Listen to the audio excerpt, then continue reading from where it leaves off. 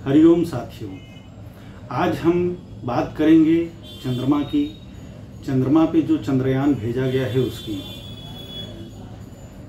चंद्रमा बहुत ही महत्वपूर्ण ग्रह माना जाता है। चंद्रमा को ज्योतिष शास्त्र में मन का कारक कहा गया है। और हम सब ये जानते हैं कि जो खगोल विज्ञान है, अंतरिक्ष विज्ञान है और जो ज्योतिष विज्ञान है, दोनों एक दूसरे से कहीं न कहीं जुड़े हुए हैं। चंद्रमा के प्रति आप देखेंगे कि बहुत ही स्वाभाविक आकर्षण लोगों का रहता है। चंद्रमा को सौम्य ग्रह कहा जाता है, शीतलता का कारक है। जिस तरीके से जल शीतलता का कारक होता है, उसी तरीके से चंद्रमा भी शीतलता का कारक है। इसीलिए चंद्रमा जल तत्व का प्रतिनिधित्व करता है। हमारी कुंडली में हम देखते हैं, ग्रहों में हम चंद्रमा को जल का कारक मानते हैं। अब हम बात करते हैं जो इस समय भारत ने जो उपग्रह छोड़ा है चंद्रमा के लिए, चंद्रयान 3, उसकी सफलता असफलता का क्या परिणाम होने वाला है और ग्रहों की स्थिति के आधार पर उसमें क्या होने वाला है। तो चंद्रयान जो 3 छोड़ा गया है वो रोहिणी नक्षत्र में इसको शुरुआत की गई है। रोहिणी नक्षत्र खुद चंद्रमा का नक्षत्र है और यह जब 23 अगस्त को शाम को 6:04 पर लैंड करेगा, उस समय विशाखा नक्षत्र होगा, जो गुरु का नक्षत्र कहा गया है। चंद्रमा और गुरु दोनों एक दूसरे के मित्र ग्रह हैं। अर्थात ज्योतिष के आधार पर यह कहा जा सकता है कि इस चंद्रयान की सफलता के बहुत ज़्यादा संभावनाएं दिखाई देती हैं। बल्कि मैं तो ये भी कहूँगा कि शायद ये चंद्रयान चंद्रमा पर जल को खोजने में भी सक्षम हो सकता है। कारण ये है कि रोहिणी नक्षत्र में छोड़ा गया चंद्रमा पर जो चंद्रयान है वो खुद जल तत्व का प्रतिनिधित्व करता है और जिस शुभ मुहूर्त में इसका प्रारंभ हुआ है वह सफलता का सूचक है। जैसा कि हम जानते हैं, हमारे इस पृथ्वी पर 77 से 72% जो क्षेत्रफल है वह जल से घिरा हुआ है। आप देखेंगे कि जब भी पूर्णिमा होती है, जब पूर्ण चंद्रमा का उदय रहता है, उस समय जल जो समुद्र में है उसमें उथल पुथल दिखाई देती है, जिसको ज्वार भाटा कहते हैं। इसका तात्पर्य ये है कि कहीं न कहीं निश्चित रूप से चंद्रमा की किरणों का प्रभाव जल पर बहुत ज़्यादा प्रभाव पड़ता है।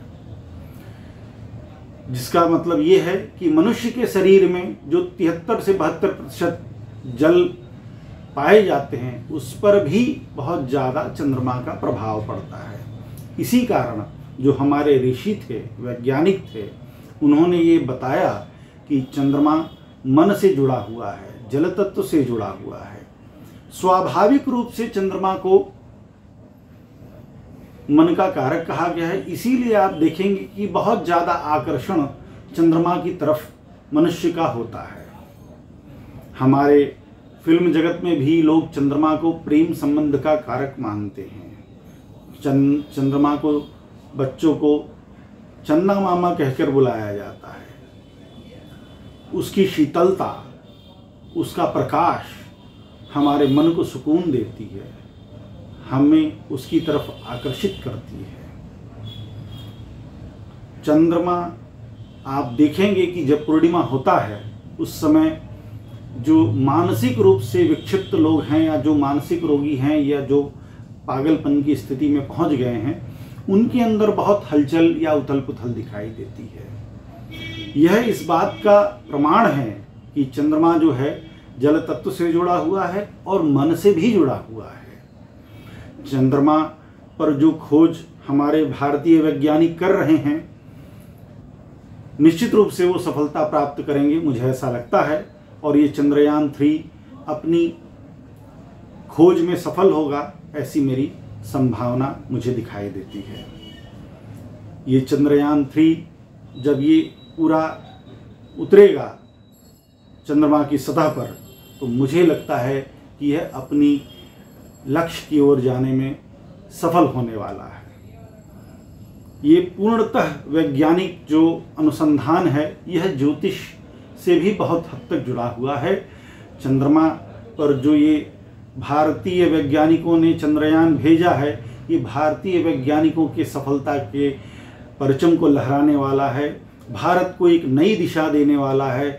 भारत अनुसंधान और खगोल क्षेत्र में एक नई ऊंचाई पर जाने वाला है। यह जो समय आने वाला है भारत के स्वर्णिम काल की ओर लेकर जाने वाला है। और चंद्रमा जो है जिस पर हम चंद्रयान भेज रहे हैं, वहाँ से हमारा जो अंतरिक्ष अनुसंधान होगा, भारत का जो इसरो का वैज्ञानिकों ने जो अनुसंधान किया है वह भारत को एक नई दिशा देगा, विकासशील देश से विकसित देश की ओर ले जाने वाला होगा। और मुझे लगता है कि यह हमारे अनुसंधान के क्षेत्र में मील का पत्थर साबित होगा।